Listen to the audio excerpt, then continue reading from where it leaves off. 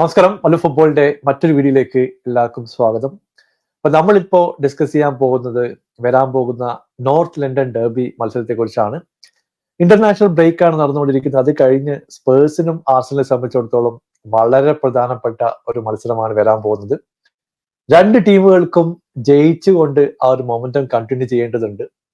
Start ഒക്കെ നോക്കിക്കഴിഞ്ഞിട്ടുണ്ടെങ്കിൽ സ്പേഴ്സിന്റെ സൈഡിൽ നിന്ന് ഒരു മത്സരം പരാജയപ്പെട്ടു, ഒരു സമനില, ഒരു വിജയം, അങ്ങനെ 4 പോയിന്റുമായിട്ട് നമ്മളിപ്പോ മിഡ് ടേബിളാണ് നിൽക്കുന്നത്.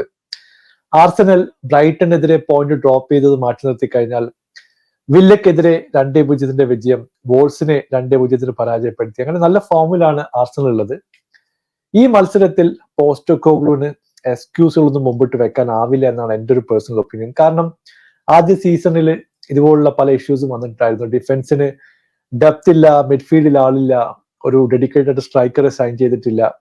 അറ്റ്ലീസ്റ്റ് സ്ട്രൈക്കർ വന്നു, അൺഫോർച്ചുനേറ്റ്ലി പുള്ളി ഇഞ്ചുറി ആയിട്ട് പുറത്തുപോയി. മിഡ്ഫീൽഡിലേക്ക് യങ്സ്റ്റേഴ്സിനാണ് കൊണ്ടുവന്നിട്ടുള്ളത്. ഒഡേവേർട്ടിനെ പോലുള്ള ഒരു ലെഫ്റ്റ് വിങ്ങറെ കൊണ്ടുവന്നിട്ടുണ്ട്. അപ്പൊ എന്തായാലും ഇനി വേണ്ടത് റിസൾട്ടാണ്. നമ്മുടെ പ്രധാനപ്പെട്ട പ്രശ്നം നോക്കിക്കഴിഞ്ഞിട്ടുണ്ടെങ്കിൽ നമ്മൾ നന്നായിട്ട് കളിക്കുന്നുണ്ട്. XG കുഴപ്പമില്ലാത്ത XG ഉണ്ട്. 60% പൊസഷൻ ഒട്ടുമിക്ക മത്സരങ്ങളും സ്പേഴ്സിന്റെ കയ്യിൽ തന്നെയാണ്. ചാൻസുകൾ ചാറവാറ ക്രിയേറ്റ് ചെയ്യുന്നുണ്ട്. പക്ഷേ ഫൈനൽ തേർഡിൽ എത്തിയപ്പോൾ നമുക്ക് ക്ലിനിക്കലായിട്ട് ഫിനിഷ് ചെയ്യാൻ പറ്റുന്നില്ല. ഇവിടെ ജോൺസന്റെ കാര്യം എടുത്തു പറയേണ്ടതുണ്ട്. മിഡ്ഫീൽഡിൽ നിന്ന് മാഡിസൺ വേണ്ട രീതിയിൽ ഫിനിഷ് ചെയ്യുന്നില്ല. സ്വണ്ണാണെങ്കിൽ ഒരു മത്സരത്തിൽ കളിക്കുന്നു, അടുത്ത മത്സരത്തിൽ പുള്ളിക്ക് ഷോട്ട് പോലും അടിക്കാൻ പറ്റുന്നില്ല. ഇങ്ങനെ ഒരു ഫ്ലിപ്പ് ഫ്ലോപ്പ് ആയിട്ടുള്ള പെർഫോമൻസ് ആണ് സ്പേഴ്സിന്റെ സൈഡിൽ നിന്ന് കാണുന്നത്. ആർസണലിനെ സംബന്ധിച്ചിടത്തോളം അവർ കുഴപ്പമില്ലാത്ത ഫോമിലാണ്.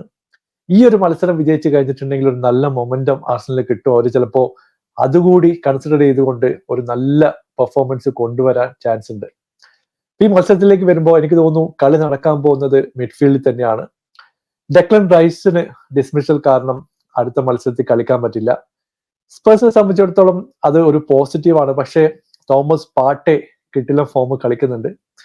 ജോർജിന് ചിലപ്പോ മിഡ്ഫീൽഡിലേക്ക് വരും. ഈ രണ്ടുപേരും കളിക്കാനുള്ള സാധ്യത നമുക്ക് തള്ളിക്കളയാൻ പറ്റില്ല. സാക്കയുടെ കാര്യം എടുത്തു പറയേണ്ടതുണ്ട്. ഇപ്പോ സ്പേഴ്സിനെതിരെ കളിക്കുമ്പോൾ പലപ്പോഴും സ്കോർ ചെയ്യുന്നത് സാക്കയുടെ കൗണ്ടർ അറ്റാക്കിംഗ് മൂവ്മെന്റ് ആണ്. പുള്ളിയുടെ സ്പീഡും റൈറ്റ് വിങ്ങിലെ കറക്റ്റ് ആയിട്ടുള്ള മൂവ്മെന്റും നമുക്ക് പലപ്പോഴും തലവേദന ആറുണ്ട്. ഇത് സ്പേഴ്സിനെ സംബന്ധിച്ചിടത്തോളം ഒരു ഓപ്പൺ ഇഷ്യൂ ആണ്. കാരണം ന്യൂകാസിലെ ഗോളൊക്കെ കണ്ടതൊക്കെ മനസ്സിലാവും. മർഫിയുടെ റണ്ണും ഈ സാക്കിന്റെ ഫിനിഷും ഒക്കെ അതിന്റെ റിയൽ ടൈം എക്സാമ്പിൾ ആണ്. അപ്പൊ എന്തായാലും നമ്മൾ ആ ഒരു വീക്ക്നെസ് കളിയിൽ ഉണ്ടാവുന്നുള്ള കാര്യത്തിൽ ഒരു സംശയവും. അപ്പൊ നമ്മൾ ചെയ്യേണ്ടത് മാക്സിമം ചാൻസുകൾ കൺവേർട്ട് ചെയ്യുക എന്നുള്ളതാണ്. 20 ചാൻസ് ക്രിയേറ്റ് ചെയ്തിട്ട് ഒരു 2 ഗോൾ അടിക്കാൻ പറ്റുന്നില്ലെങ്കിൽ പിന്നെ എന്താണ് സംഭവിക്കുക എന്നുള്ള കാര്യം നിങ്ങൾക്ക് അറിയാം. എന്നാൽ ഓപ്പോസിഷൻ ഇവിടെ ക്ലിനിക്കൽ ആയിരിക്കും. അവർക്ക് ഒരു ചാൻസ് കിട്ടിയാൽ പോലും അവർ കൺവേർട്ട് ചെയ്യുകയും ചെയ്യും. ഇപ്പൊ മിഡ്ഫീൽഡിൽ ഉറപ്പായിട്ടും നല്ലൊരു ബാറ്റിൽ നടക്കും. പെറ്റങ്കർ ഫുള്ളി ഫിറ്റ് ആയിട്ട് തിരിച്ചു വരും എന്നുള്ള പ്രതീക്ഷയുണ്ട്. ബിസുമ കുഴപ്പമില്ലാത്ത ഫോം കളിക്കുന്നുണ്ട്.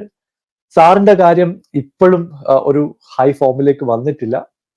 ഏറ്റവും പ്രധാനപ്പെട്ട ഒരു പ്രശ്നം സൊളാങ്കി ഈ ഒരു ഇഞ്ചുറി കഴിഞ്ഞിട്ട് LNLDയിൽ ഇറങ്ങുമില്ലോ എന്നുള്ള ഒരു ക്വസ്റ്റ്യൻ ആണ്. പുള്ളി വരുന്നുണ്ടെങ്കിൽ ഉറപ്പായിട്ടും ഒരു പോസിറ്റീവായിട്ടുള്ള ചേഞ്ച് കൊണ്ടുവരും. കാരണം ലെസ്റ്ററിനെതിരെയുള്ള കളിയിൽ നിങ്ങൾ കണ്ടു കാണും, പുള്ളി 2 ചാൻസ് മിസ് ചെയ്തു. ആദ്യത്തെ മത്സരമായിരുന്നു. പക്ഷെ കുഴപ്പമില്ലാത്ത രീതിയിൽ പ്രസ് ചെയ്യുന്നുണ്ടായിരുന്നു. ടീമിന്റെ ഓവറോൾ വർക്ക് റേറ്റിൽ കോൺട്രിബ്യൂട്ട് ചെയ്യുന്നുണ്ടായിരുന്നു. അപ്പൊ പുള്ളി വന്നു കഴിഞ്ഞിട്ടുണ്ടെങ്കിൽ നമുക്ക് സണ്ണിനെ കുറച്ചുകൂടി ലെഫ്റ്റ് വിങ്ങിലേക്ക് കൊണ്ടുവരാം. ഒരു ഫിസിക്കൽ ബോഡി ആയിട്ട് ബോക്സിനകത്ത് നിന്ന് ഒരു ത്രെറ്റ് ക്രിയേറ്റ് ചെയ്യാൻ ചിലപ്പോൾ സോളങ്കിക്ക് കഴിഞ്ഞേക്കും എന്നുള്ള പ്രതീക്ഷയുണ്ട്. എന്നാൽ ആർസണൽ ഡിഫൻസ് നോക്കിക്കഴിഞ്ഞിട്ടുണ്ടെങ്കിൽ ഗബ്രിയേൽ സലിബ ഒരു കിഡിലം പേര് തന്നെയാണ്. അവർ ഈ ഒരു സീസണിലും നല്ല ഫോമിലാണ്. ഡേവിഡ് റായയുടെ കയ്യിൽ നിന്ന് കാര്യമായിട്ടുള്ള മിസ്റ്റേക്സ് ഒന്നും നമ്മൾ ഇതുവരെ കണ്ടിട്ടില്ല. എന്തായാലും സ്പീഡും ഒരു ഫാസ്റ്റ് ആയിട്ടുള്ള ബിൽഡപ്പും സ്പേഴ്സിനെ പലപ്പോഴും ഫേവർ ചെയ്യാറുണ്ട്. ഇപ്പൊ റൈറ്റ് വിങ്ങിലാണെങ്കിൽ കുളിസെസ്കി അല്ലെങ്കിൽ ജോൺസന്റെ ഒരു കറക്റ്റ് ആയിട്ടുള്ള മൂവ്മെന്റും, ഇപ്പൊ മിഡ്ഫീൽഡിൽ സൺ മാഡിസൺ കോമ്പിനേഷനും കുറച്ച് ഓപ്പർച്യൂണിറ്റികൾ ക്രിയേറ്റ് ചെയ്യും എന്നുള്ളൊരു പ്രതീക്ഷ തന്നെയാണ് നിൽക്കുന്നത്.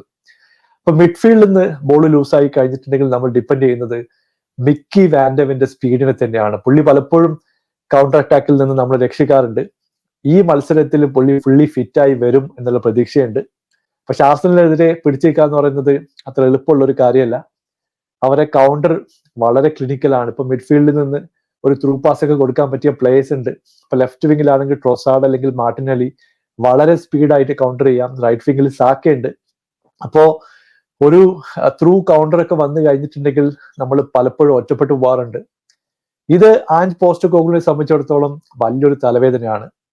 മറ്റൊരു പ്രശ്നം എന്ന് പറയുന്നത് സെറ്റ് പീസ് ആണ്. സെറ്റ് പീസിൽ നമ്മൾ പലപ്പോഴും ഉഴപ്പന്മാരായിട്ട് കാണുന്നുണ്ട്. ഒരു സോണൽ മാർക്കിങ്ങോ 1-to-1 മാർക്കിംഗ് ഒന്നും ചെയ്യാറില്ല. ചെയ്താലും അത് വേണ്ട രീതിയിലുള്ള എക്സ്പോസ് ആയി പോകുന്ന സിറ്റുവേഷൻ വരാറുണ്ട്. ഈ രണ്ട് കാര്യങ്ങളും പരമാവധി കവർ ചെയ്തുകൊണ്ട് അറ്റാക്കിലേക്ക് പോയി കഴിഞ്ഞാൽ ആ ഒരു റിസൾട്ട് കൊണ്ടുവരാൻ സാധിക്കും എന്നുള്ള പ്രതീക്ഷയുണ്ട്. ഫസ്റ്റ് പേഴ്സണെ സംബന്ധിച്ചിടത്തോളം മാക്സിമം പൊസിഷൻ മെയിൻറ്റെയിൻ ചെയ്ത് കളിക്കുന്നു, ചാൻസുകൾ ക്രിയേറ്റ് ചെയ്യുന്നു, ക്ലിനിക്കൽ ആയിട്ടുള്ള ഫിനിഷിംഗ് കൊണ്ടുവരാൻ വേണ്ടി ശ്രമിക്കുക. ഇപ്പൊ കഴിഞ്ഞ മാച്ചിനെ അപേക്ഷിച്ച് ഇപ്പൊ 20 ചാൻസ് ക്രിയേറ്റ് ചെയ്തിട്ട് ഒരു 3-4 ഗോളെങ്കിലും സ്കോർ ചെയ്യേണ്ടതായിരുന്നു. അതേതായാലും പോട്ടെ, ഈ ഒരു മത്സരത്തിൽ ഒരു ഹൈ സ്കോറിംഗ് ചാൻസസ് ഒക്കെ ഉണ്ടാവാനുള്ള എല്ലാ ഓപ്പർച്യൂണിറ്റിയും കാണുന്നുണ്ട്. ബാക്കിയെല്ലാം കണ്ടറിയാം. നിങ്ങളുടെ അഭിപ്രായം എന്തായാലും താഴെ അറിയിക്കുക. പുതിയൊരു വീഡിയോയുമായി വീണ്ടും കാണാം. Thank you so much for watching. Bye for now.